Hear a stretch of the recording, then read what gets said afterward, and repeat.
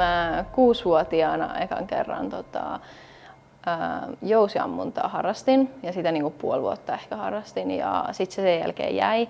Ja sitten 2019 mä kävin testaamaan Maunulassa just tutustumisillassa niin ilmakivääriä ja ilmapistoolia. Ja sitten sen jälkeen se ilmapistooli jäi niin kuin omakseen silleen. Mulla oli voimistelu pitkään niin kuin mun ykköslajina, että se oli vielä niin kuin 2 vuoteen niin mun ykköslaji. Voimistelua 4 kertaa viikossa, että ne oli niin kuin tosi paljon, siihen meni aikaa ja oli kisoja ja leirejä ja muuta.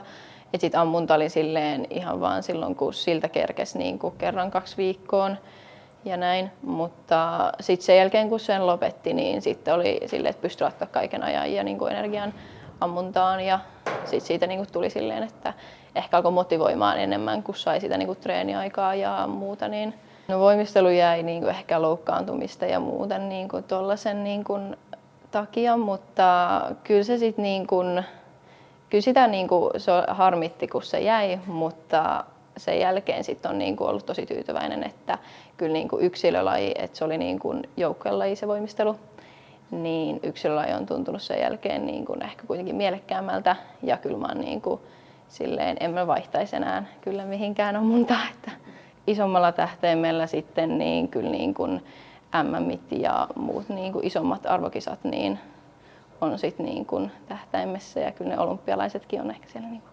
unelmana vielä, että joskus sinne pääsisi.